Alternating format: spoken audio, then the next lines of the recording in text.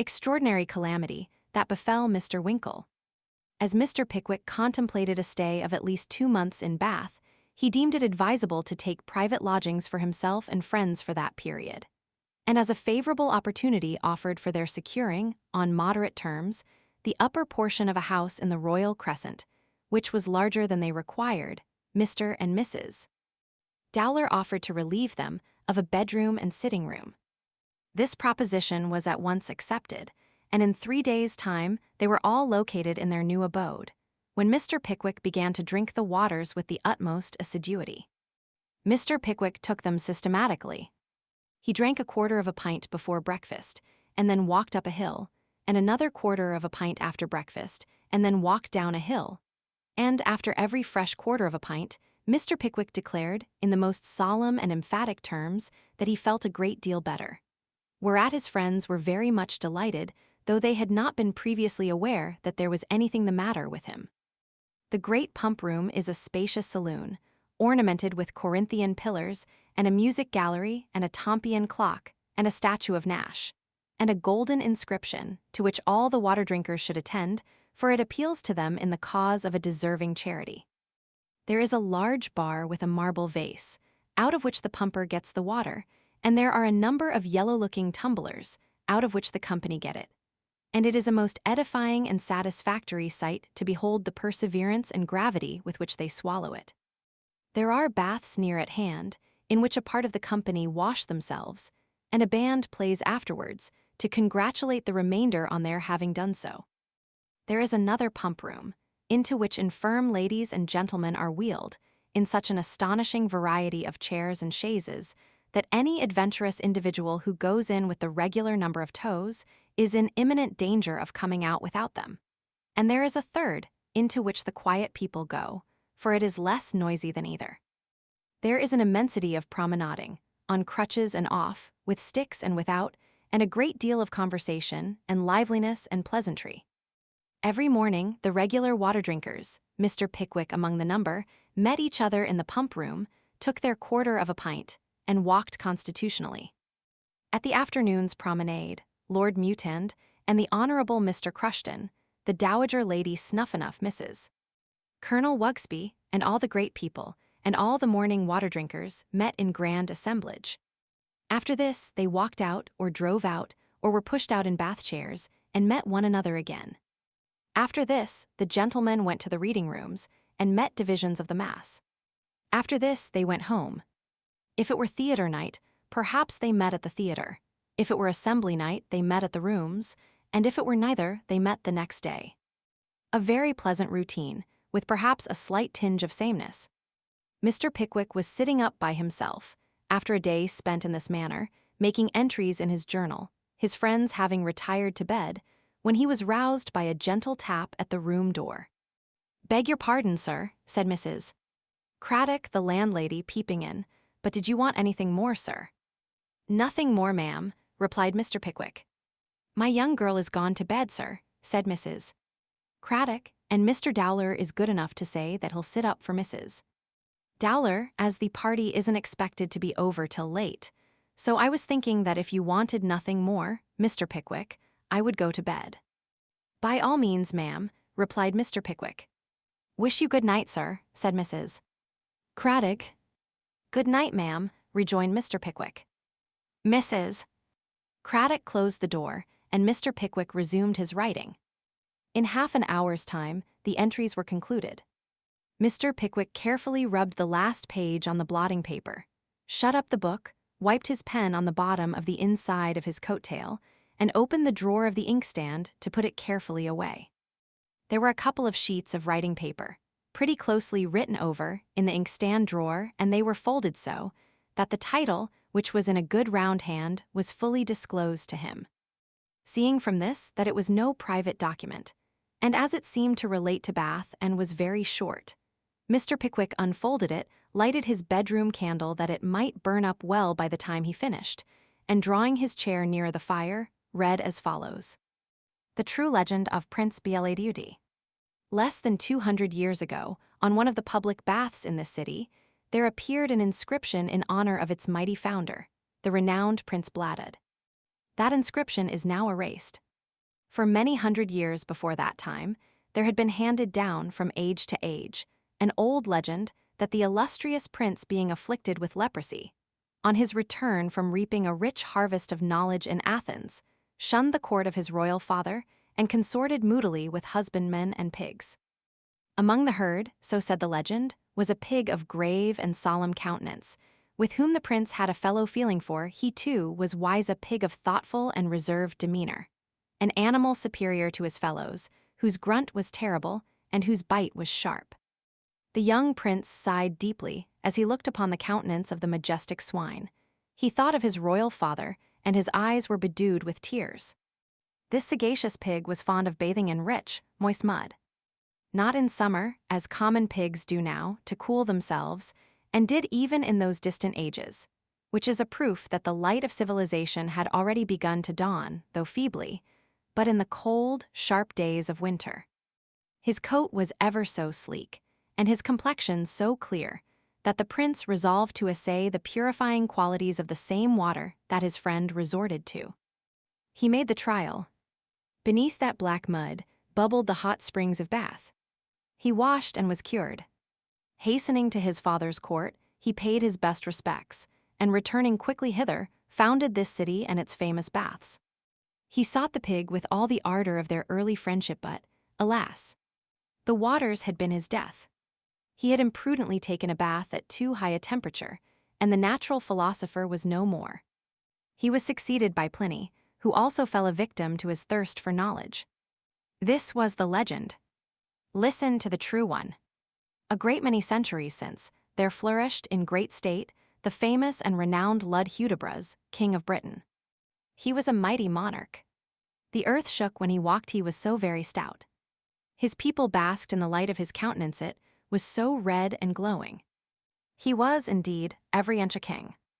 And there were a good many inches of him, too, for although he was not very tall, he was a remarkable size round, and the inches that he wanted in height he made up in circumference. If any degenerate monarch of modern times could be in any way compared with him, I should say the venerable King Cole would be that illustrious potentate. This good king had a queen, who 18 years before had had a son, who was called Bladud. He was sent to a preparatory seminary in his father's dominions until he was 10 years old, and was then dispatched, in charge of a trusty messenger, to a finishing school at Athens. And as there was no extra charge for remaining during the holidays, and no notice required previous to the removal of a pupil, there he remained for 8 long years, at the expiration of which time the king his father sent the Lord Chamberlain over to settle the bill and to bring him home. Which the Lord Chamberlain doing, was received with shouts, and pensioned immediately. When King Lud saw the prince his son, and found he had grown up such a fine young man, he perceived what a grand thing it would be to have him married without delay, so that his children might be the means of perpetuating the glorious race of Lud, down to the very latest ages of the world. With this view, he sent a special embassy, composed of great noblemen who had nothing particular to do, and wanted lucrative employment, to a neighboring king, and demanded his fair daughter in marriage for his son, stating at the same time that he was anxious to be on the most affectionate terms with his brother and friend, but that if they couldn't agree in arranging this marriage, he should be under the unpleasant necessity of invading his kingdom and putting his eyes out. To this, the other king, who was the weaker of the two, replied that he was very much obliged to his friend and brother for all his goodness and magnanimity, and that his daughter was quite ready to be married whenever Prince Bladud liked to come and fetch her. This answer no sooner reached Britain than the whole nation was transported with joy. Nothing was heard, on all sides, but the sounds of feasting and revelry, except the chinking of money, as it was paid in by the people to the collector of the royal treasures, to defray the expenses of the happy ceremony. It was upon this occasion that King Lud, seated on the top of his throne in full council, rose, in the exuberance of his feelings, and commanded the Lord Chief Justice to order in the richest wines and the court minstrels an act of graciousness, which has been, through the ignorance of traditionary historians, attributed to King Cole, in those celebrated lines in which his majesty is represented as calling for his pipe, and calling for his pot, and calling for his fiddlers 3, which is an obvious injustice to the memory of King Lud, and a dishonest exaltation of the virtues of King Cole. But in the midst of all this festivity and rejoicing, there was one individual present, who tasted not when the sparkling wines were poured forth, and who danced not when the minstrels played. This was no other than Prince Bladud himself, in honor of whose happiness a whole people were, at that very moment, straining alike their throats and purse strings.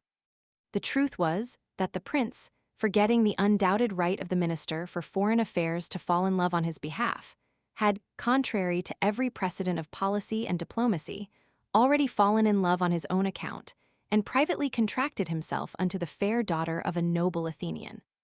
Here we have a striking example of one of the manifold advantages of civilization and refinement. If the prince had lived in later days, he might at once have married the object of his father's choice, and then set himself seriously to work, to relieve himself of the burden which rested heavily upon him. He might have endeavored to break her heart by a systematic course of insult and neglect. Or, if the spirit of her sex, and a proud consciousness of her many wrongs had upheld her under this ill treatment, he might have sought to take her life, and so get rid of her effectually. But neither mode of relief suggested itself to Prince Bladud, so he solicited a private audience and told his father. It is an old prerogative of kings to govern everything but their passions. King Lud flew into a frightful rage, tossed his crown up to the ceiling, and caught it again, for in those days kings kept their crowns on their heads, and not in the tower stamped the ground, rapped his forehead, wondered why his own flesh and blood rebelled against him, and, finally, calling in his guards, ordered the prince away to instant confinement in a lofty turret. A course of treatment which the kings of old very generally pursued towards their sons, when their matrimonial inclinations did not happen to point to the same quarter as their own. When Prince Bladud had been shut up in the lofty turret for the greater part of a year, with no better prospect before his bodily eyes than a stone wall, or before his mental vision than prolonged imprisonment, he naturally began to ruminate on a plan of escape, which, after months of preparation, he managed to accomplish. Considerately leaving his dinner knife in the heart of his jailer, lest the poor fellow, who had a family, should be considered privy to his flight and punished accordingly by the infuriated king. The monarch was frantic at the loss of his son. He knew not on whom to vent his grief and wrath, until, fortunately bethinking himself of the Lord Chamberlain who had brought him home, he struck off his pension and his head together. Meanwhile, the young prince, effectually disguised, wandered on foot through his father's dominions, cheered and supported in all his hardships by sweet thoughts of the Athenian maid, who was the innocent cause of his weary trials. One day he stopped to rest in a country village, and seeing that there were gay dances going forward on the green, and gay faces passing to and fro, ventured to inquire of a reveler who stood near him the reason for this rejoicing. "Know you not, O stranger," was the reply, "of the recent proclamation of our gracious king?" "Proclamation? No." "What proclamation?" rejoined the prince, for he had traveled along the by and little frequented ways, and knew nothing of what had passed upon the public roads, such as they were. "Why," replied the peasant, "the foreign lady that our prince wished to wed is married to a foreign noble of her own country, and the king proclaims the fact, and a great public festival besides. For now, of course, Prince Bladud will come back and marry the lady his father chose, who they say is as beautiful as the noonday sun." "Your health, sir." "God save the king." The prince remained to hear no more. He fled from the spot, and plunged into the thickest recesses of a neighboring wood. On he wandered night and day, beneath the blazing sun and the cold pale moon, through the dry heat of noon and the damp cold of night, in the gray light of morn and the red glare of eve. So heedless was he of time or object, that being bound for Athens, he wandered as far out of his way as Bath. There was no city where Bath stands then. There was no vestige of human habitation, or sign of man's resort to bear the name. But there was the same noble country, the same broad expanse of hill and dale, the same beautiful channel stealing on, far away, the same lofty mountains which, like the troubles of life, viewed at a distance, and partially obscured by the bright mist of its morning, lose their ruggedness and asperity, and seem all ease and softness. Moved by the gentle beauty of the scene, the prince sank upon the green turf, and bathed his swollen feet in his tears. "Oh," said the unhappy Bladud, clasping his hands and mournfully raising his eyes towards the sky, "would that my wanderings might end here. Would that these grateful tears with which I now mourn hope misplaced, and love despised, might flow in peace forever." The wish was heard. It was in the time of the heathen deities, who used occasionally to take people at their words, with a promptness, in some cases, extremely awkward. The ground opened beneath the prince's feet, he sank into the chasm, and instantaneously it closed upon his head forever, save where his hot tears welled up through the earth, and where they have continued to gush forth ever since. It is observable that, to this day, large numbers of elderly ladies and gentlemen who have been disappointed in procuring partners, and almost as many young ones who are anxious to obtain them, repair annually to Bath to drink the waters, from which they derive much strength and comfort. This is most complimentary to the virtue of Prince Bladud's tears, and strongly corroborative of the veracity of this legend. Mr. Pickwick yawned several times when he had arrived at the end of this little manuscript, carefully refolded, and replaced it in the inkstand drawer, and then, with a countenance expressive of the utmost weariness, lighted his chamber candle and went upstairs to bed. He stopped at Mr. Dowler's door, according to custom, and knocked to say good night. "Ah," said Dowler, going to bed. "I wish I was. Dismal night. Windy, isn't it?" "Very," said Mr. Pickwick. "Good night." "Good night." Mr. Pickwick went to his bedchamber, and Mr. Dowler resumed his seat before the fire, in fulfillment of his rash promise to sit up till his wife came home. There are few things more worrying than sitting up for somebody, especially if that somebody be at a party. You cannot help thinking how quickly the time passes with them, which drags so heavily with you, and the more you think of this, the more your hopes of their speedy arrival decline. Clocks tick so loud, too, when you are sitting up alone, and you seem as if you had an undergarment of cobwebs on. First, something tickles your right knee, and then the same sensation irritates your left. You have no sooner changed your position than it comes again in the arms. When you have fidgeted your limbs into all sorts of queer shapes, you have a sudden relapse in the nose, which you rub as if to rub it off, as there is no doubt you would, if you could. Eyes, too, are mere personal inconveniences, and the wick of one candle gets 1.5 inches long, while you are snuffing the other. These, and various other little nervous annoyances, render sitting up for a length of time after everybody else has gone to bed anything but a cheerful amusement. This was just Mr. Dowler's opinion, as he sat before the fire, and felt honestly indignant with all the inhuman people at the party who were keeping him up. He was not put into better humor either, by the reflection that he had taken it into his head, early in the evening, to think he had got an ache there, and so stopped at home. At length, after several droppings asleep, and fallings forward towards the bars, and catchings backward soon enough to prevent being branded in the face, Mr. Dowler made up his mind that he would throw himself on the bed in the back room and think not sleep, of course. "I'm a heavy sleeper," said Mr. Dowler, as he flung himself on the bed. "I must keep awake. I suppose I shall hear a knock here. Yes. I thought so. I can hear the watchman. There he goes. Fainter now, though. A little fainter. He's turning the corner."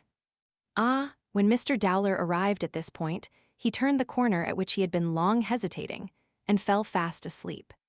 Just as the clock struck 3, there was blown into the crescent a sedan chair with Mrs. Dowler inside, borne by one short, fat chairman and one long, thin one, who had had much ado to keep their bodies perpendicular, to say nothing of the chair. But on that high ground, and in the crescent, which the wind swept round and round as if it were going to tear the paving stones up, its fury was tremendous. They were very glad to set the chair down, and give a good round, loud double knock at the street door. They waited some time, but nobody came. "Servants is in the arms o' Porpoise, I think," said the short chairman, warming his hands at the attendant link boy's torch. "I wish he'd give Em a squeeze and wake Em," observed the long one. "Knock again, will you, if you please," cried Mrs. Dowler from the chair. "Knock 2 or 3 times, if you please." The short man was quite willing to get the job over as soon as possible, so he stood on the step and gave 4 or 5 most startling double knocks of 8 or 10 knocks apiece, while the long man went into the road and looked up at the windows for a light. Nobody came. It was all as silent and dark as ever. "Dear me," said Mrs. Dowler. "You must knock again, if you please." "There ain't a bell, is there, ma'am?" said the short chairman. "Yes, there is," interposed the link boy. "I've been a-ringing at it ever so long." "It's only a handle," said Mrs. Dowler. "The wire's broken." "I wish the servants' heads woes," growled the long man. "I must trouble you to knock again, if you please," said Mrs. Dowler with the utmost politeness. The short man did knock again several times, without producing the smallest effect. The tall man, growing very impatient, then relieved him, and kept on perpetually knocking double knocks of 2 loud knocks each, like an insane postman. At length Mr. Winkle began to dream that he was at a club, and that the members being very refractory, the chairman was obliged to hammer the table a good deal to preserve order. Then he had a confused notion of an auction room where there were no bidders, and the auctioneer was buying everything in. And ultimately he began to think it just within the bounds of possibility that somebody might be knocking at the street door. To make quite certain, however, he remained quiet in bed for 10 minutes or so, and listened. And when he had counted 2 or 3 and 30 knocks, he felt quite satisfied, and gave himself a great deal of credit for being so wakeful. Rap, rap, rap, rap, rap, rap, rah, rah, rah, rah, rah, rap, went the knocker. Mr. Winkle jumped out of bed, wondering very much what could possibly be the matter, and hastily putting on his stockings and slippers, folded his dressing gown round him, lighted a flat candle from the rushlight that was burning in the fireplace, and hurried downstairs. "Here's somebody common, at last, ma'am," said the short chairman. "I wish I was behind him, vith a bradall," muttered the long one. "Who's there?" cried Mr. Winkle, undoing the chain. "Don't stop to ask questions, cast-iron head," replied the long man with great disgust, taking it for granted that the inquirer was a footman, "but open the door." "Come, look sharp, timber eyelids," added the other encouragingly. Mr. Winkle, being half asleep, obeyed the command mechanically, opened the door a little and peeped out. The first thing he saw was the red glare of the link boy's torch. Startled by the sudden fear that the house might be on fire, he hastily threw the door wide open, and holding the candle above his head, stared eagerly before him, not quite certain whether what he saw was a sedan chair or a fire engine. At this instant there came a violent gust of wind. The light was blown out. Mr. Winkle felt himself irresistibly impelled onto the steps, and the door blew to with a loud crash. "Well, young man, now you have done it," said the short chairman. Mr. Winkle, catching sight of a lady's face at the window of the sedan, turned hastily round, plied the knocker with all his might and main, and called frantically upon the chairman to take the chair away again. Take it away," cried Mr. Winkle. "Here is somebody coming out of another house. Put me into the chair. Hide me. Do something with me." All this time he was shivering with cold, and every time he raised his hand to the knocker, the wind took the dressing gown in a most unpleasant manner. "The people are coming down the crescent now. There are ladies with M. Cover me up with something." "Stand before me," roared Mr. Winkle. But the chairmen were too much exhausted with laughing to afford him the slightest assistance, and the ladies were every moment approaching nearer and nearer. Mr. Winkle gave a last hopeless knock. The ladies were only a few doors off. He threw away the extinguished candle, which all this time he had held above his head, and fairly bolted into the sedan chair where Mrs. Dowler was. Now Mrs. Craddock had heard the knocking and the voices at last, and, only waiting to put something smarter on her head than her nightcap, ran down into the front drawing-room to make sure that it was the right party. Throwing up the window sash as Mr. Winkle was rushing into the chair, she no sooner caught sight of what was going forward below than she raised a vehement and dismal shriek, and implored Mr. Dowler to get up directly, for his wife was running away with another gentleman. Upon this, Mr. Dowler bounced off the bed as abruptly as an india-rubber ball, and rushing into the front room, arrived at one window just as Mr. Pickwick threw up the other, when the first object that met the gaze of both was Mr. Winkle bolting into the sedan chair. "Watchman," shouted Dowler furiously, Stop him, hold him, keep him tight, shut him in, till I come down.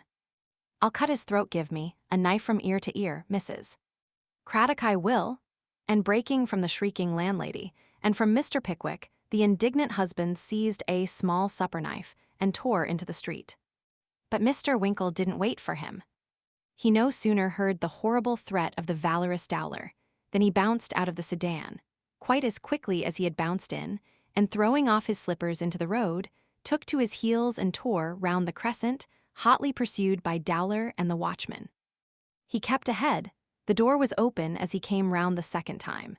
He rushed in, slammed it in Dowler's face, mounted to his bedroom, locked the door, piled a wash-hand stand, chest of drawers, and a table against it, and packed up a few necessaries ready for flight with the first ray of morning. Dowler came up to the outside of the door, avowed, through the keyhole, his steadfast determination of cutting Mr. Winkle's throat next day, and, after a great confusion of voices in the drawing-room, amidst which that of Mr. Pickwick was distinctly heard endeavoring to make peace, the inmates dispersed to their several bedchambers, and all was quiet once more. It is not unlikely that the inquiry may be made, where Mr. Weller was all this time. We will state where he was in the next chapter. Chapter 37 honorably accounts for Mr. Weller's absence by describing a SOIRE to which he was invited and went, also relates HOW. He was entrusted by Mr. Pickwick with a private mission of delicacy and importance. Mr. Weller, said Mrs. Craddock upon the morning of this very eventful day, here's a letter for you. Worry odd that, said Sam. I'm afeard there must be somethin' the matter, for I don't recollect any gentleman in my circle of acquaintance as is capable o' written one. Perhaps something uncommon has taken place, observed Mrs. Craddock. It must be somethin' worry uncommon indeed, as could produce a letter out o' any friend o' mine, replied Sam, shaking his head dubiously. Nothin' less than a natural convulsion, as the young gentleman observed ven he woes took with fits. It can't be from the governor, said Sam, looking at the direction. He always prints, I know, 'cause he learnt written from the large bills in the booking offices. It's a worry strange thing now, where this here letter can ha come from. As Sam said this, he did what a great many people do when they are uncertain about the writer of a note, looked at the seal, and then at the front, and then at the back, and then at the sides, and then at the superscription. And, as a last resource, thought perhaps he might as well look at the inside and try to find out from that. It's wrote on gilt-edged paper, said Sam, as he unfolded it, and sealed in bronze wax with the top of a door key. Now for it, and with a very grave face, Mr. Weller slowly read as follows.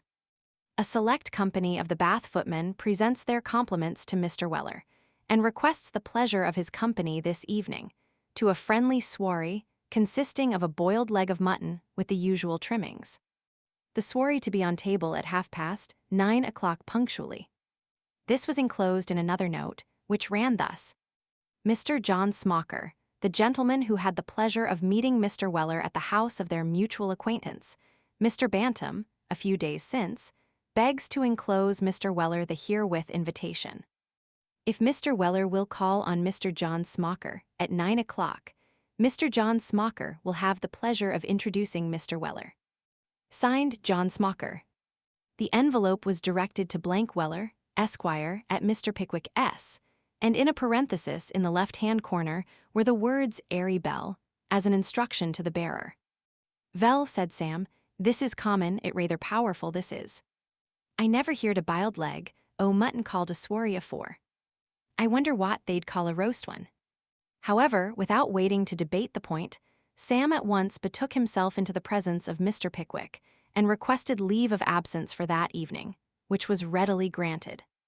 With this permission and the street door key, Sam Weller issued forth a little before the appointed time, and strolled leisurely towards Queen Square, which he no sooner gained than he had the satisfaction of beholding Mr. John Smocker leaning his powdered head against a lamp-post at a short distance off, smoking a cigar through an amber tube. "How do you do, Mr. Weller?" said Mr. John Smocker, raising his hat gracefully with one hand, while he gently waved the other in a condescending manner. "How do you do, sir?" "Why, reasonably can well assent," replied Sam. How do you find yourself, my dear feller?" "Only so-so," said Mr. John Smocker. "Ah, you've been a-workin' too hard," observed Sam. "I was fearful you would. It won't do, you know. You must not give way to that uncompromissin' spirit o' yourn." "It's not so much that, Mr. Weller," replied Mr. John Smocker, "as bad wine. I'm afraid I've been dissipating." "Oh, that's it, is it?" said Sam. "That's a worry bad complaint, that."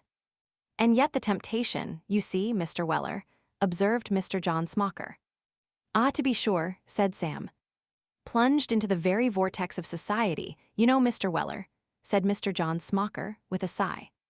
"Dreadful indeed," rejoined Sam. "But it's always the way," said Mr. John Smocker. "If your destiny leads you into public life and public station, you must expect to be subjected to temptations which other people is free from, Mr. Weller."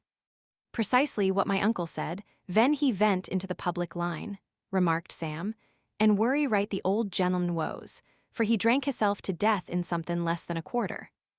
Mr. John Smocker looked deeply indignant at any parallel being drawn between himself and the deceased gentleman in question.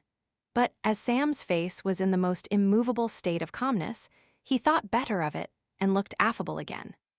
"Perhaps we had better be walking," said Mr. Smocker, consulting a copper timepiece which dwelt at the bottom of a deep watch pocket, and was raised to the surface by means of a black string, with a copper key at the other end. "P'raps we had," replied Sam, "or they'll overdo the swarry and that'll spile it." "Have you drank the waters, Mr. Weller?" inquired his companion as they walked towards High Street. "Once," replied Sam. "What did you think of 'em, sir?" "I thought they was particularly unpleasant," replied Sam. "Ah," said Mr. John Smocker, "you dislike the kilibate taste, perhaps." "I don't know much about that air," said Sam. "I thought they'd a worry strong flavor o' warm flat irons." "That is the kilibate, Mr. Weller," observed Mr. John Smocker contemptuously. "Well, if it is, it's a worry inexpressive word, that's all," said Sam. "It may be, but I ain't much in the chimical line myself, so I can't say." And here, to the great horror of Mr. John Smocker, Sam Weller began to whistle. "I beg your pardon, Mr. Weller," said Mr. John Smocker, agonized at the exceeding ungenteel sound. "Will you take my arm?" "Thank ye, you're worry good, but I won't deprive you of it," replied Sam. "I've rather a way o' putting my hands in my pockets, if it's all the same to you." As Sam said this, he suited the action to the word, and whistled far louder than before. "This way," said his new friend, apparently much relieved as they turned down a by-street. "We shall soon be there." "Shall we?" said Sam, quite unmoved by the announcement of his close vicinity to the select footmen of Bath. "Yes," said Mr. John Smocker. "Don't be alarmed, Mr. Weller." "Oh no," said Sam. "You'll see some very handsome uniforms, Mr. Weller," continued Mr. John Smocker. "And perhaps you'll find some of the gentlemen rather high at first, you know, but they'll soon come round." "That's worry kind on 'em," replied Sam. "And you know," resumed Mr. John Smocker, with an air of sublime protection, you know, "as you're a stranger, perhaps, they'll be rather hard upon you at first." "They won't be worry cruel though, will they?" inquired Sam. "No, no," replied Mr. John Smocker, pulling forth the fox's head and taking a gentlemanly pinch. "There are some funny dogs among us, and they will have their joke, you know, but you mustn't mind 'em, you mustn't mind 'em." "I'll try and bear up agin such a reg'lar knock down o' talent," replied Sam. "That's right," said Mr. John Smocker, putting forth his fox's head and elevating his own. "I'll stand by you." By this time, they had reached a small greengrocer's shop, which Mr. John Smocker entered, followed by Sam, who, the moment he got behind him, relapsed into a series of the very broadest and most unmitigated grins, and manifested other demonstrations of being in a highly enviable state of inward merriment. Crossing the greengrocer's shop, and putting their hats on the stairs in the little passage behind it, they walked into a small parlor. And here the full splendor of the scene burst upon Mr. Weller's view. A couple of tables were put together in the middle of the parlor, covered with 3 or 4 cloths of different ages and dates of washing, arranged to look as much like one as the circumstances of the case would allow. Upon these were laid knives and forks for 6 or 8 people. Some of the knife handles were green, others red, and a few yellow, And as all the forks were black, the combination of colors was exceedingly striking. Plates for a corresponding number of guests were warming behind the fender, and the guests themselves were warming before it. The chief and most important of whom appeared to be a stoutish gentleman in a bright crimson coat with long tails, vividly red breeches, and a cocked hat, who was standing with his back to the fire, and had apparently just entered, for besides retaining his cocked hat on his head, he carried in his hand a high stick, such as gentlemen of his profession usually elevate in a sloping position over the roofs of carriages. "Smocker, my lad, your fin," said the gentleman with the cocked hat. Mr. Smocker dovetailed the top joint of his right-hand little finger into that of the gentleman with the cocked hat, and said he was charmed to see him looking so well. "Well, they tell me I am looking pretty blooming," said the man with the cocked hat, "and it's a wonder, too.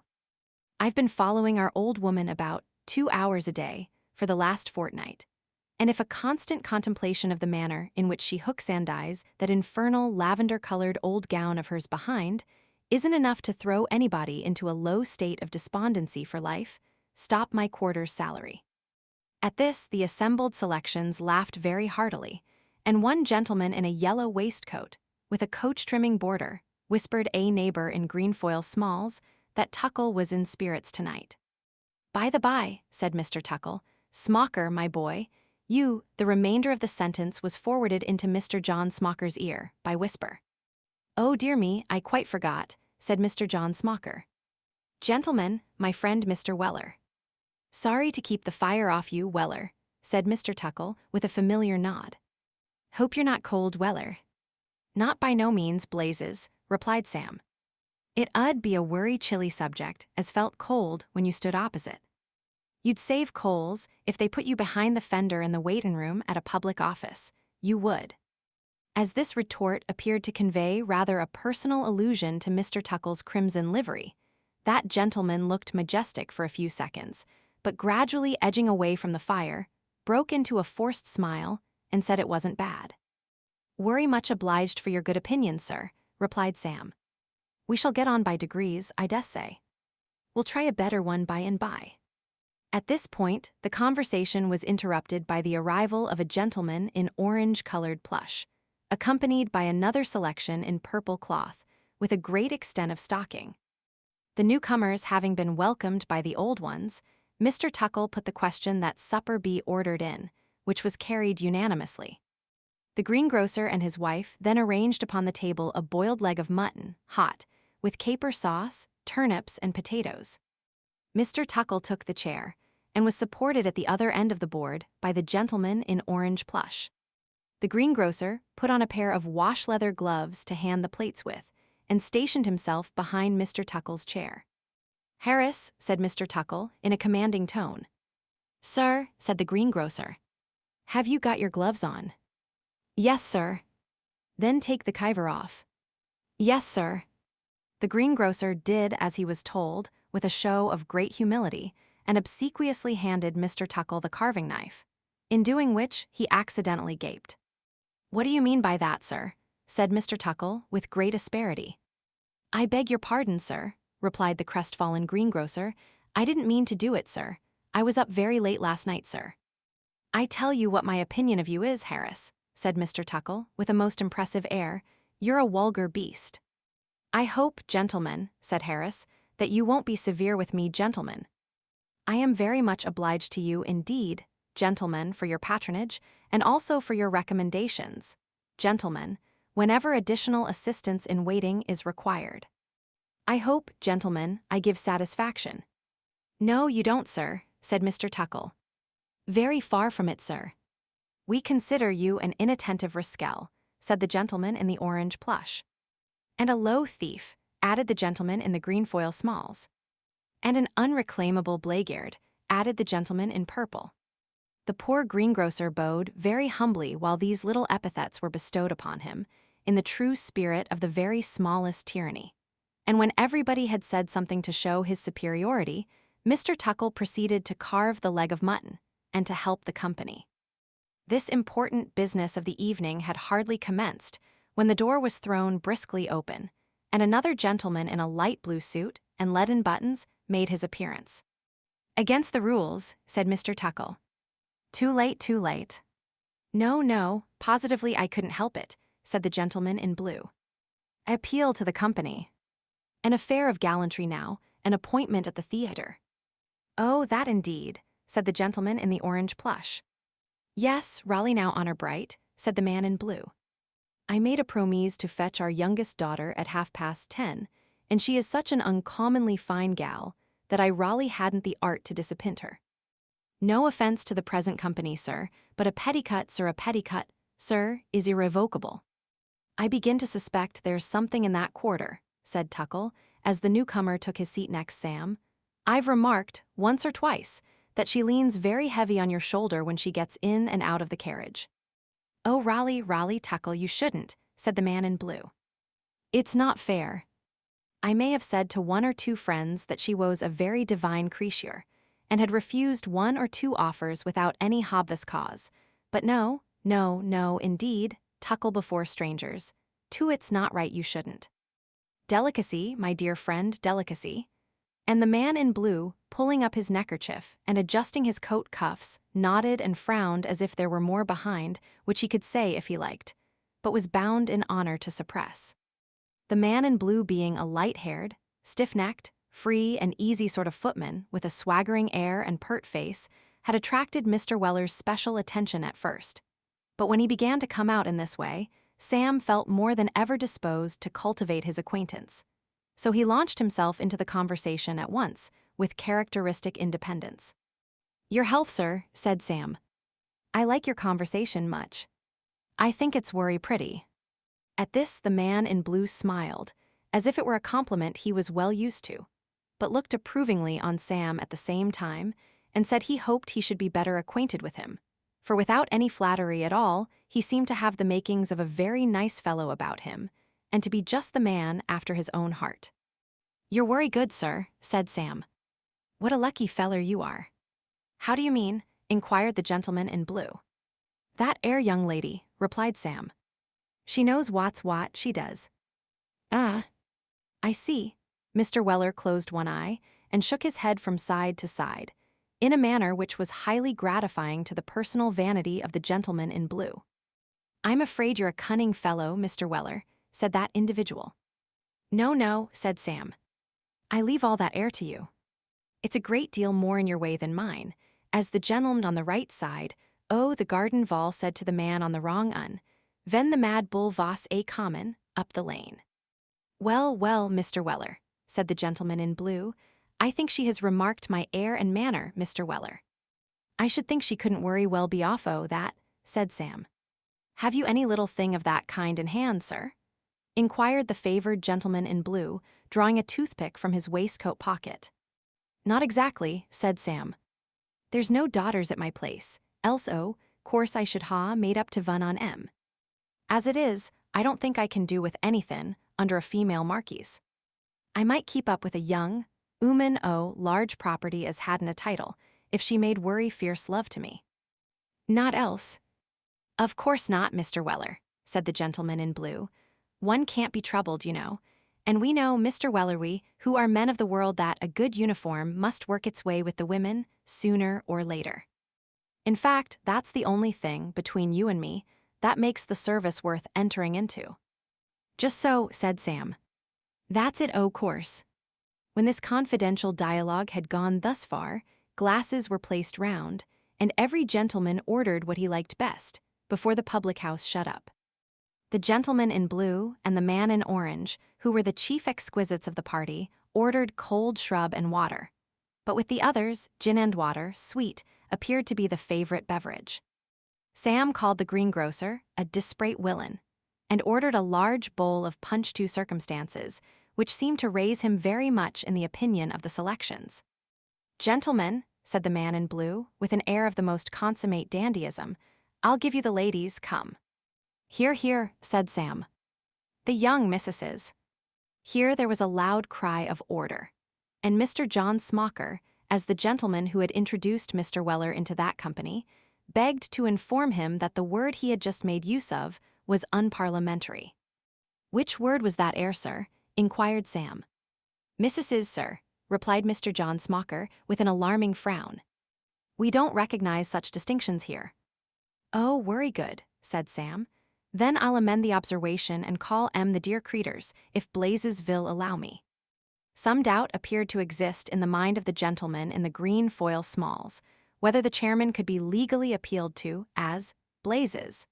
But as the company seemed more disposed to stand upon their own rights than his, the question was not raised.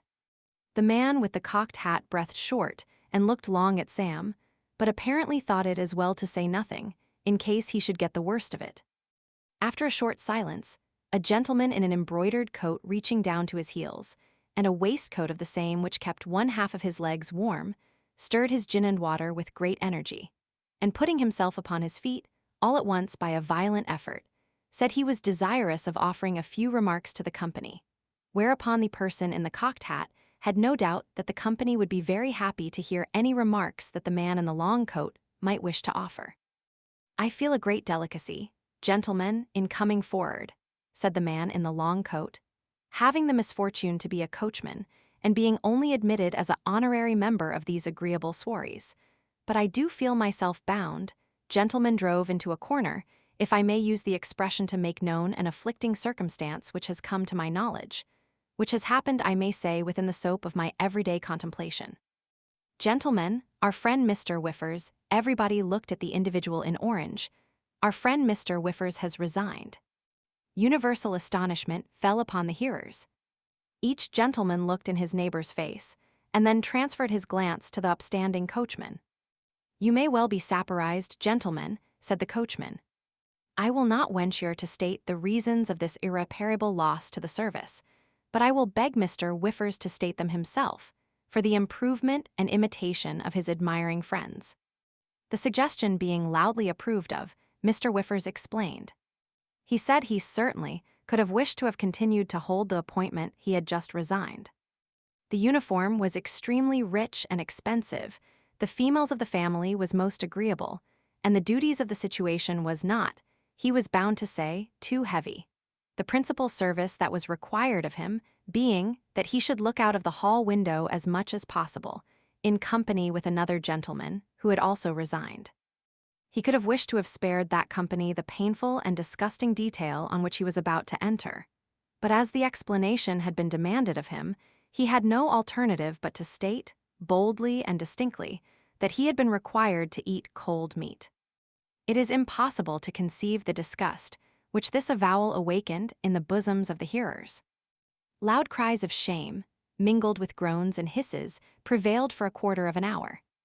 Mr. Whiffers then added that he feared a portion of this outrage might be traced to his own forbearing and accommodating disposition. He had a distinct recollection of having once consented to eat salt butter, and he had, moreover, on an occasion of sudden sickness in the house, so far forgotten himself as to carry a coal scuttle up to the second floor. He trusted he had not lowered himself in the good opinion of his friends by this frank confession of his faults, and he hoped the promptness with which he had resented the last unmanly outrage on his feelings, to which he had referred, would reinstate him in their good opinion, if he had. Mr. Whiffers's address was responded to with a shout of admiration, and the health of the interesting martyr was drunk in a most enthusiastic manner. For this, the martyr returned thanks, and proposed their visitor, Mr. Weller, a gentleman whom he had not the pleasure of an intimate acquaintance with, but who was the friend of Mr. John Smocker, which was a sufficient letter of recommendation to any society of gentlemen whatever or wherever. On this account, he should have been disposed to have given Mr. Weller's health with all the honors, if his friends had been drinking wine. But as they were taking spirits by way of a change, and as it might be inconvenient to empty a tumbler at every toast, he should propose that the honors be understood. At the conclusion of this speech, everybody took a sip in honor of Sam, and Sam, having ladled out and drunk 2 full glasses of punch in honor of himself, returned thanks in a neat speech. "Worry much obliged to you, old fellers," said Sam, ladling away at the punch in the most unembarrassed manner possible, "for this here compliment, which, common from sich a quarter, is worry overvelmin'. I've heard a good deal on you as a body, but I will say that I never thought you was sich uncommon nice men as I find you air." I only hope you'll take care o' yourselves, and not compromise nothin' o' your dignity, which is a worry charmin' thing to see when one's out walkin', and has always made me worry happy to look at, ever since I was a boy about half as high as the brass-headed stick o' my worry respectable friend, Blazes, there.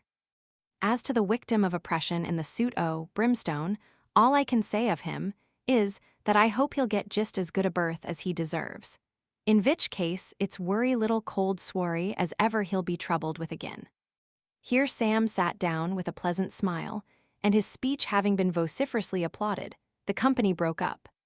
"Why, you don't mean to say you're a goin' old feller," said Sam Weller to his friend, Mr. John Smocker. "I must indeed," said Mr. Smocker.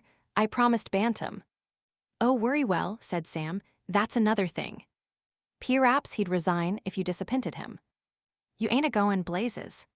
"Yes, I am," said the man with the cocked hat. "What, and leave 3/4 of a bowl of punch behind you?" said Sam. "Nonsense, set down again." Mr. Tuckle was not proof against this invitation. He laid aside the cocked hat and stick which he had just taken up, and said he would have one glass, for good fellowship's sake. As the gentleman in blue went home the same way as Mr. Tuckle, he was prevailed upon to stop too.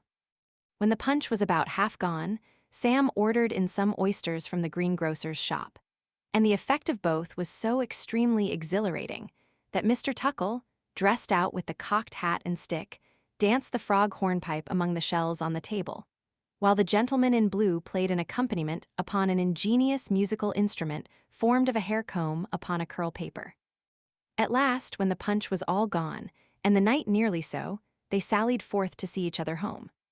Mr. Tuckle no sooner got into the open air than he was seized with a sudden desire to lie on the curbstone. Sam thought it would be a pity to contradict him, and so let him have his own way. As the cocked hat would have been spoiled if left there, Sam very considerately flattened it down on the head of the gentleman in blue, and putting the big stick in his hand, propped him up against his own street door, rang the bell, and walked quietly home. At a much earlier hour next morning than his usual time of rising, Mr. Pickwick walked downstairs completely dressed, and rang the bell. "Sam," said Mr. Pickwick, when Mr. Weller appeared in reply to the summons, "shut the door." Mr. Weller did so. "There was an unfortunate occurrence here, last night, Sam," said Mr. Pickwick, "which gave Mr. Winkle some cause to apprehend violence from Mr. Dowler." "So I've heard from the old lady downstairs, sir," replied Sam. "And I'm sorry to say, Sam," continued Mr. Pickwick with a most perplexed countenance, "that in dread of this violence, Mr. Winkle has gone away." "Gone avay," said Sam. "Left the house early this morning, without the slightest previous communication with me," replied Mr. Pickwick. "And is gone, I know not where."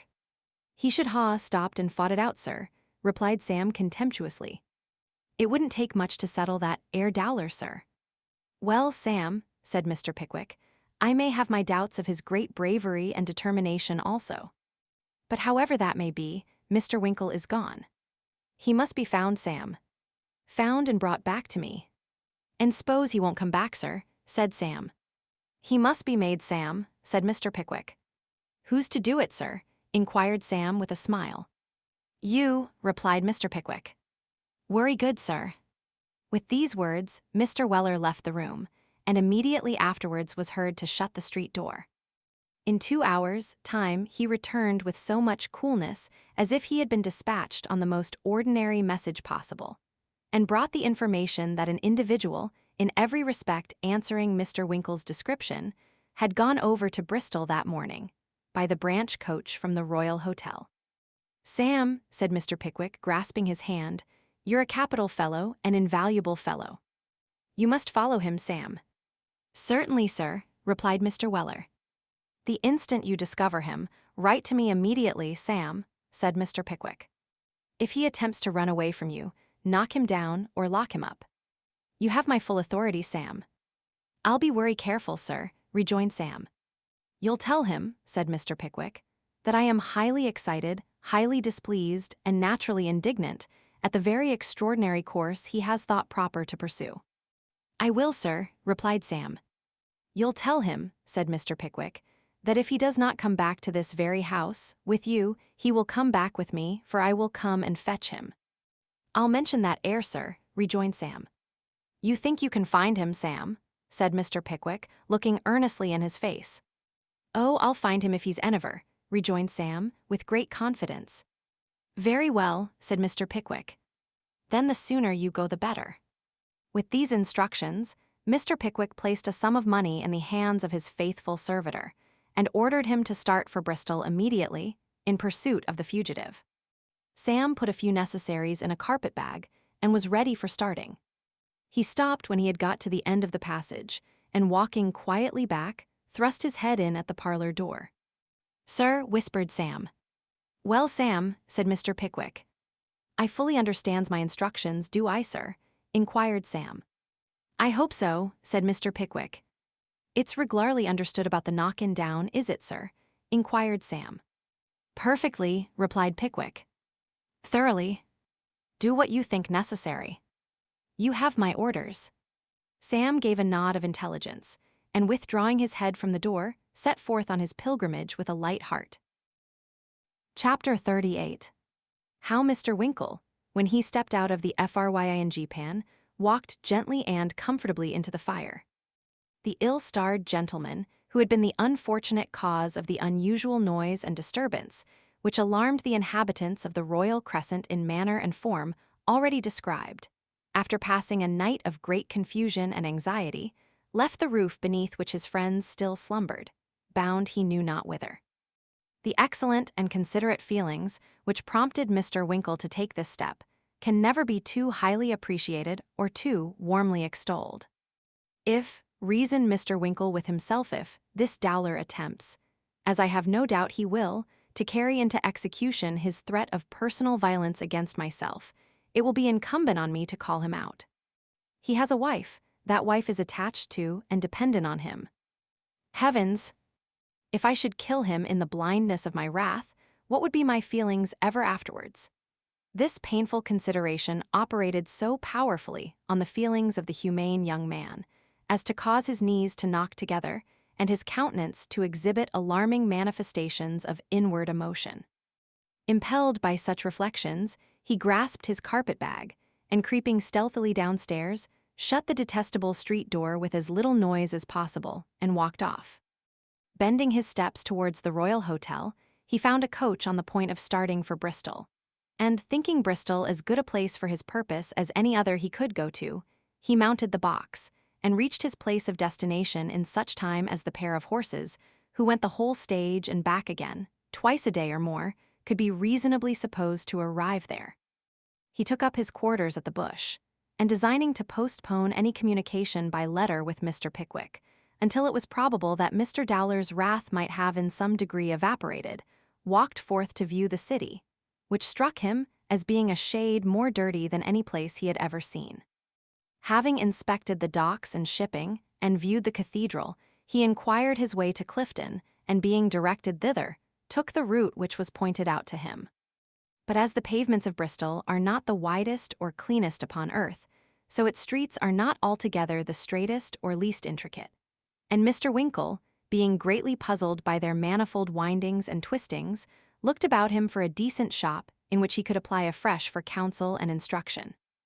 His eye fell upon a newly painted tenement which had been recently converted into something between a shop and a private house, and which a red lamp, projecting over the fanlight of the street door, would have sufficiently announced as the residence of a medical practitioner, even if the word surgery had not been inscribed in golden characters on a wainscot ground, above the window of what, in times bygone, had been the front parlor. Thinking this an eligible place wherein to make his inquiries, Mr. Winkle stepped into the little shop where the gilt-labeled drawers and bottles were, and finding nobody there, knocked with a half-crown on the counter, to attract the attention of anybody who might happen to be in the back parlor, which he judged to be the innermost and peculiar sanctum of the establishment, from the repetition of the word surgery on the door painted in white letters this time, by way of taking off the monotony. At the first knock, a sound, as of persons fencing with fire-irons, which had until now been very audible, suddenly ceased. At the second, A studious-looking young gentleman in green spectacles, with a very large book in his hand, glided quietly into the shop, and stepping behind the counter, requested to know the visitor's pleasure. "I am sorry to trouble you, sir," said Mr. Winkle, "but will you have the goodness to direct me to—" "Huh? Huh? Ha!" roared the studious young gentleman, throwing the large book up into the air, and catching it with great dexterity at the very moment when it threatened to smash to atoms all the bottles on the counter. "Here's a start." There was, without doubt, for Mr. Winkle was so very much astonished at the extraordinary behavior of the medical gentleman that he involuntarily retreated towards the door and looked very much disturbed at his strange reception. "What, don't you know me?" said the medical gentleman. Mr. Winkle murmured in reply that he had not that pleasure. "Why, then," said the medical gentleman, "there are hopes for me yet. I may attend half the old women in Bristol, if I've decent luck. Get out, you mouldy old villain, get out." With this adjuration, which was addressed to the large book, the medical gentleman kicked the volume with remarkable agility to the farther end of the shop, and, pulling off his green spectacles, grinned the identical grin of Robert Sawyer, Esquire, formerly of Guy's Hospital in the Borough, with a private residence in Lant Street. "You don't mean to say you weren't down upon me?" said Mr. Bob Sawyer, shaking Mr. Winkle's hand with friendly warmth. "Upon my word I was not," replied Mr. Winkle, returning his pressure. "I wonder you didn't see the name," said Bob Sawyer, calling his friend's attention to the outer door, on which, in the same white paint, were traced the words, "Sawyer, late Nakamorph." "It never caught my eye," returned Mr. Winkle. "Lord, if I had known who you were, I should have rushed out and caught you in my arms," said Bob Sawyer. "But upon my life, I thought you were the King's Taxes." "No," said Mr. Winkle. "I did indeed," responded Bob Sawyer, "and I was just going to say that I wasn't at home, but if you'd leave a message, I'd be sure to give it to myself. For he don't know me, no more does the lighting and paving. I think the church rates guesses who I am, and I know the waterworks does, because I drew a tooth of his when I first came down here. But come in, come in." Chattering in this way, Mr. Bob Sawyer pushed Mr. Winkle into the back room, where, amusing himself by boring little circular caverns in the chimney-piece with a red-hot poker, sat no less a person than Mr. Benjamin Allen. "Well," said Mr. Winkle, "this is indeed a pleasure I did not expect. What a very nice place you have here." Pretty well," replied Bob Sawyer. "I passed soon after that precious party, and my friends came down with the needful for this business. So I put on a black suit of clothes and a pair of spectacles, and came here to look as solemn as I could." "And a very snug little business you have, no doubt," said Mr. Winkle knowingly. "Very," replied Bob Sawyer. "So snug that at the end of a few years you might put all the profits in a wineglass, and cover M over with a gooseberry leaf." "You cannot surely mean that," said Mr. Winkle. "The stock itself—" "Dummies, my dear boy," said Bob Sawyer. "Half the drawers have nothing in M, and the other half don't open."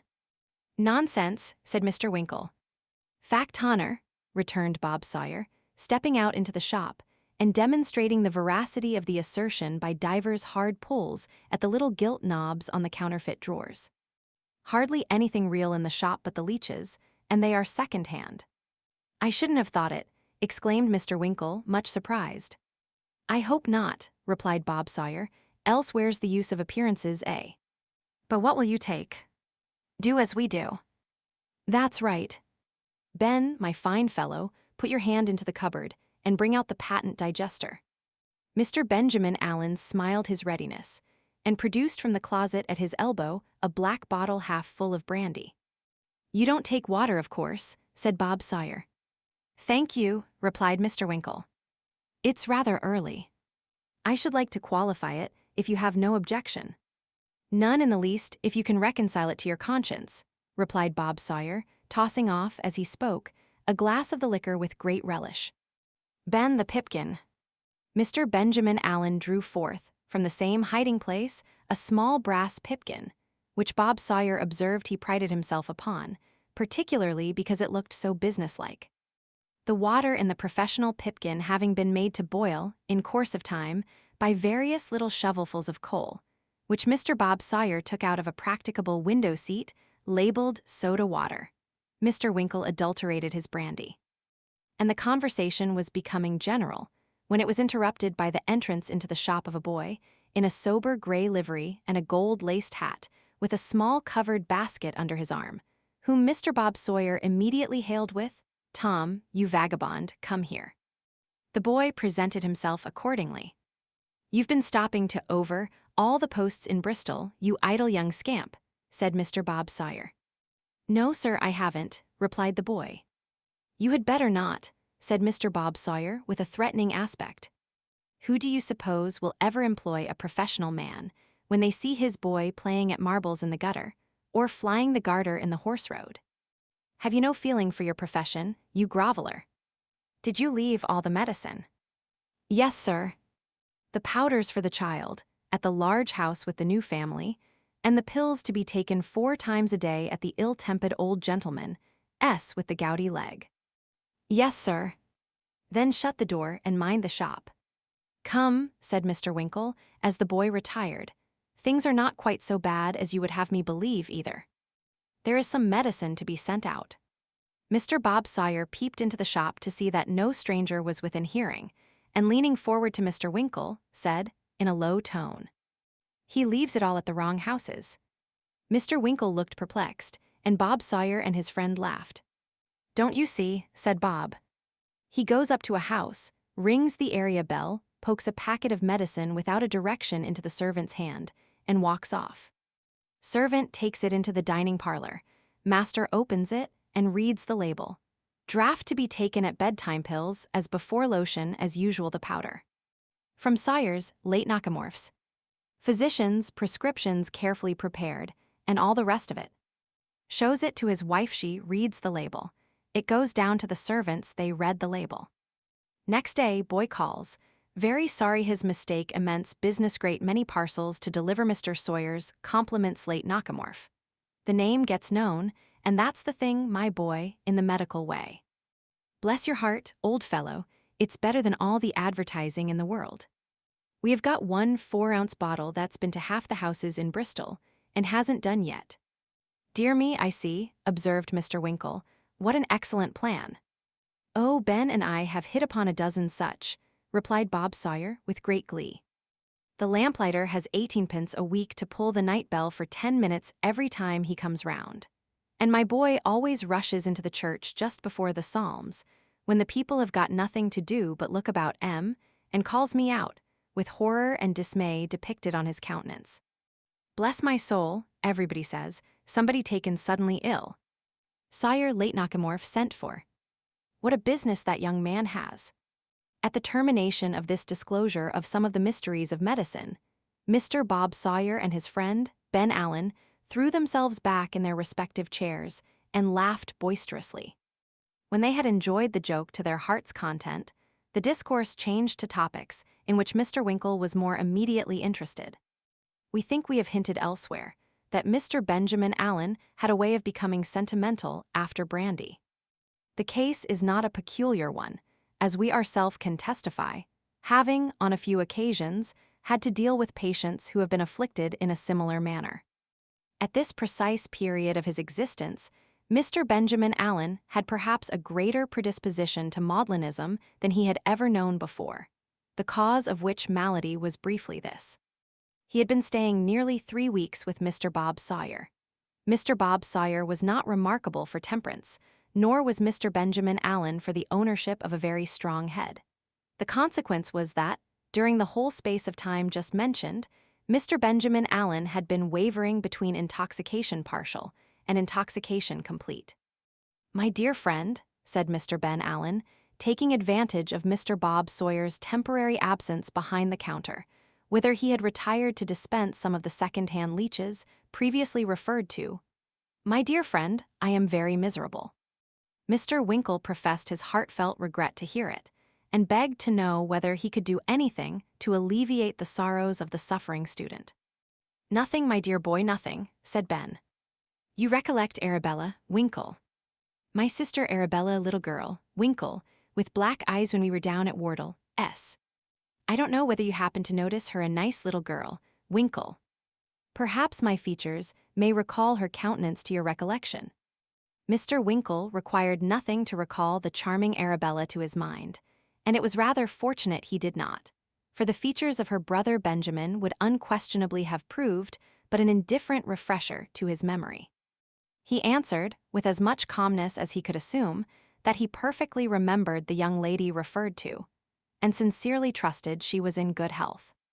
"Our friend Bob is a delightful fellow, Winkle," was the only reply of Mr. Ben Allen. "Very," said Mr. Winkle, not much relishing this close connection of the two names. "I designed M for each other.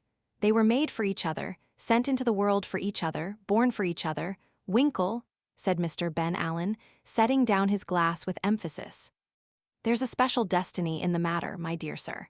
There's only 5 years difference between M, and both their birthdays are in August." Mr. Winkle was too anxious to hear what was to follow to express much wonderment at this extraordinary coincidence, marvelous as it was.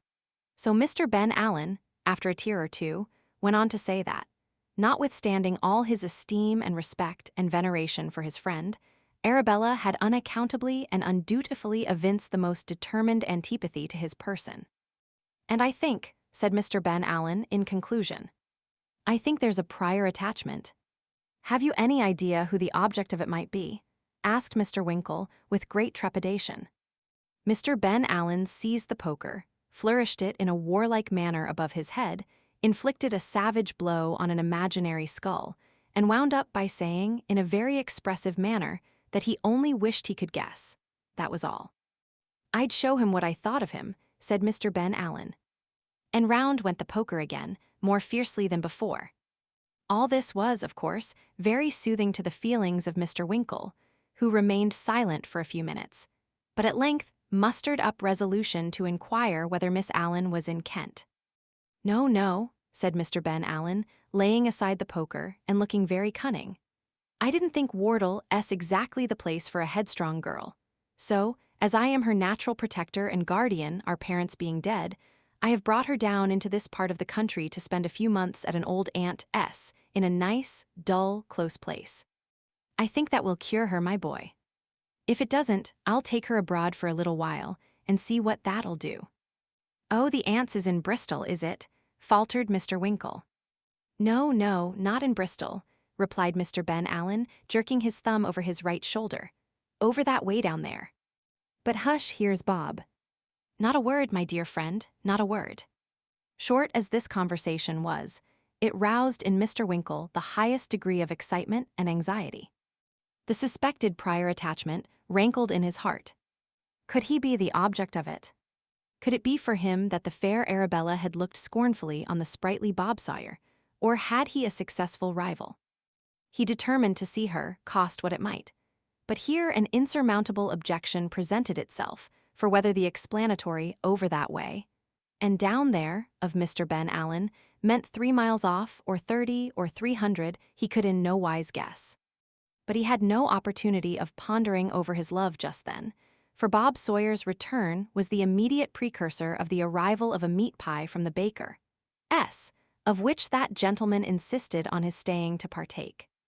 The cloth was laid by an occasional charwoman, who officiated in the capacity of Mr. Bob Sawyer's housekeeper, and a third knife and fork having been borrowed from the mother of the boy in the gray livery, for Mr. Sawyer's domestic arrangements were as yet conducted on a limited scale, they sat down to dinner, the beer being served up, as Mr. Sawyer remarked, in its native pewter. After dinner, Mr. Bob Sawyer ordered in the largest mortar in the shop, and proceeded to brew a reeking jorum of rum punch therein, stirring up and amalgamating the materials with a pestle in a very creditable and apothecary-like manner. Mr. Sawyer, being a bachelor, had only 1 tumbler in the house, which was assigned to Mr. Winkle as a compliment to the visitor, Mr. Ben Allen being accommodated with a funnel with a cork in the narrow end, and Bob Sawyer contented himself with one of those wide-lipped crystal vessels inscribed with a variety of cabalistic characters, in which chemists are wont to measure out their liquid drugs in compounding prescriptions.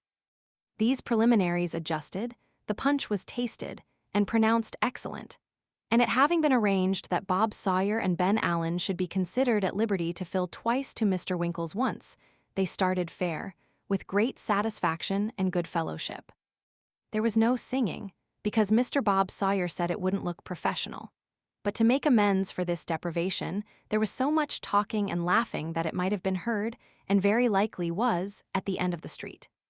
Which conversation materially lightened the hours and improved the mind of Mr. Bob Sawyer's boy, who, instead of devoting the evening to his ordinary occupation of writing his name on the counter and rubbing it out again, peeped through the glass door, and thus listened and looked on at the same time. The mirth of Mr. Bob Sawyer was rapidly ripening into the furious. Mr. Ben Allen was fast relapsing into the sentimental, and the punch had well-nigh disappeared altogether, when the boy, hastily running in, announced that a young woman had just come over, to say that Sawyer Late Knockamorph was wanted directly, a couple of streets off. This broke up the party. Mr. Bob Sawyer, understanding the message, after some 20 repetitions, tied a wet cloth round his head to sober himself, and having partially succeeded, put on his green spectacles and issued forth, resisting all entreaties to stay till he came back, and finding it quite impossible to engage Mr. Ben Allen in any intelligible conversation on the subject nearest his heart, or indeed on any other, Mr. Winkle took his departure and returned to the bush. The anxiety of his mind, and the numerous meditations which Arabella had awakened, prevented his share of the mortar of punch producing that effect upon him which it would have had under other circumstances. So, after taking a glass of soda water and brandy at the bar, he turned into the coffee-room, dispirited rather than elevated by the occurrences of the evening. Sitting in front of the fire, with his back towards him, was a tallish gentleman in a greatcoat, the only other occupant of the room. It was rather a cool evening for the season of the year, and the gentleman drew his chair aside to afford the newcomer a sight of the fire. What were Mr. Winkle's feelings when, in doing so, he disclosed to view the face and figure of the vindictive and sanguinary Dowler? Mr. Winkle's first impulse was to give a violent pull at the nearest bell handle, but that unfortunately happened to be immediately behind Mr. Dowler's head. He had made one step towards it before he checked himself. As he did so, Mr. Dowler very hastily drew back. "Mr. Winkle, sir. Be calm. Don't strike me. I won't bear it. A blow." "Never," said Mr. Dowler, looking meeker than Mr. Winkle had expected in a gentleman of his ferocity. "A blow, sir," stammered Mr. Winkle. "A blow, sir," replied Dowler. "Compose your feelings. Sit down. Hear me." "Sir," said Mr. Winkle, trembling from head to foot, "before I consent to sit down beside or opposite you without the presence of a waiter, I must be secured by some further understanding. You used a threat against me last night, sir, a dreadful threat, sir." Here Mr. Winkle turned very pale indeed and stopped short. "I did," said Dowler, with a countenance almost as white as Mr. Winkle's. "Circumstances were suspicious. They have been explained. Respect your bravery. Your feeling is upright. Conscious innocence. There's my hand. Grasp it." "Really, sir," said Mr. Winkle, hesitating whether to give his hand or not, and almost fearing that it was demanded in order that he might be taken at an advantage. "Really, sir, I know what you mean," interposed Dowler. "You feel aggrieved. Very natural. So should I. I was wrong. I beg your pardon. Be friendly. Forgive me." With this, Dowler fairly forced his hand upon Mr. Winkle, and shaking it with the utmost vehemence, declared he was a fellow of extreme spirit, and he had a higher opinion of him than ever. "Now," said Dowler, "sit down. Relate it all. How did you find me? When did you follow? Be frank. Tell me." "It's quite accidental," replied Mr. Winkle, greatly perplexed by the curious and unexpected nature of the interview. "Quite. Glad of it," said Dowler. "I woke this morning. I had forgotten my threat. I laughed at the accident. I felt friendly. I said so." "To whom?" inquired Mr. Winkle. "To Mrs. Dowler." "You made a vow," said she. "I did," said I. "It was a rash one," said she. "It was," said I. "I'll apologize. Where is he?" Who? Inquired Mr. Winkle. You, replied Dowler. I went downstairs. You were not to be found. Pickwick looked gloomy, shook his head, hoped no violence would be committed. I saw it all. You felt yourself insulted. You had gone for a friend perhaps. Possibly for pistols. High spirit, said I. I admire him. Mr. Winkle coughed, and beginning to see how the land lay, assumed a look of importance. I left a note for you, resumed Dowler. I said I was sorry. So I was. Pressing business called me here. You were not satisfied. You followed. You required a verbal explanation. You were right. It's all over now. My business is finished. I go back tomorrow. Join me. As Dowler progressed in his explanation, Mr. Winkle's countenance grew more and more dignified. The mysterious nature of the commencement of their conversation was explained. Mr. Dowler had as great an objection to dueling as himself. In short, this blustering and awful personage was one of the most egregious cowards in existence, and interpreting Mr. Winkle's absence through the medium of his own fears, had taken the same step as himself, and prudently retired until all excitement of feeling should have subsided. As the real state of the case dawned upon Mr. Winkle's mind, he looked very terrible, and said he was perfectly satisfied, but at the same time said so with an air that left Mr. Dowler no alternative but to infer that if he had not been, something most horrible and destructive must inevitably have occurred. Mr. Dowler appeared to be impressed with a becoming sense of Mr. Winkle's magnanimity and condescension, and the two belligerents parted for the night, with many protestations of eternal friendship. About 12:30, when Mr. Winkle had been reveling some 20 minutes in the full luxury of his first sleep, he was suddenly awakened by a loud knocking at his chamber door, which, being repeated with increased vehemence, caused him to start up in bed and inquire who was there and what the matter was. Please, sir, here's a young man which says he must see you directly, responded the voice of the chambermaid. A young man, exclaimed Mr. Winkle. No mistake about that air, sir, replied another voice through the keyhole. And if that worry same interestin', young creetur ain't let in without delay, it's worry possible as his legs vil enter afore his countenance. The young man gave a gentle kick at one of the lower panels of the door, after he had given utterance to this hint, as if to add force and point to the remark. Is that you, Sam? Inquired Mr. Winkle, springing out of bed. Quite impossible to identify any gentleman with any degree o' mental satisfaction, without lookin' at him, sir, replied the voice dogmatically. Mr. Winkle, not much doubting who the young man was, unlocked the door, which he had no sooner done than Mr. Samuel Weller entered with great precipitation, and carefully relocking it on the inside, deliberately put the key in his waistcoat pocket, and after surveying Mr. Winkle from head to foot, said, You're a worry humorous young gentleman, you air, sir. What do you mean by this conduct, Sam? Inquired Mr. Winkle indignantly. Get out, sir, this instant. What do you mean, sir? What do I mean? Retorted Sam. Come, sir, this is rather too rich, as the young lady said when she remonstrated with the pastry cook, arter he'd sold her a pork pie as had got nothin' but fat inside. What do I mean? Well, that ain't a bad un, that ain't. Unlock that door and leave this room immediately, sir, said Mr. Winkle. I shall leave this here room, sir, just precisely at the worry same moment as you leaves it, responded Sam, speaking in a forcible manner, and seating himself with perfect gravity. If I find it necessary to carry you away, pick a back, course I shall leave it the least bit time possible afore you. But allow me to express a hope as you won't reduce me to extremities. In saying which, I merely quote what the nobleman said to the fractious Pennywinkle. Then he wouldn't come out of his shell by means of a pin, and he consequently began to be afeard that he should be obliged to crack him in the parlor door. At the end of this address, which was unusually lengthy for him, Mr. Weller planted his hands on his knees and looked full in Mr. Winkle's face, with an expression of countenance which showed that he had not the remotest intention of being trifled with. You're a amiably disposed young man, sir, I don't think, resumed Mr. Weller, in a tone of moral reproof, to go involving our precious governor in all sorts o' fantigues, when he's made up his mind to go through everything for principal. You're far worse nor Dodson, sir. And as for Fogg, I consider him a born angel to you."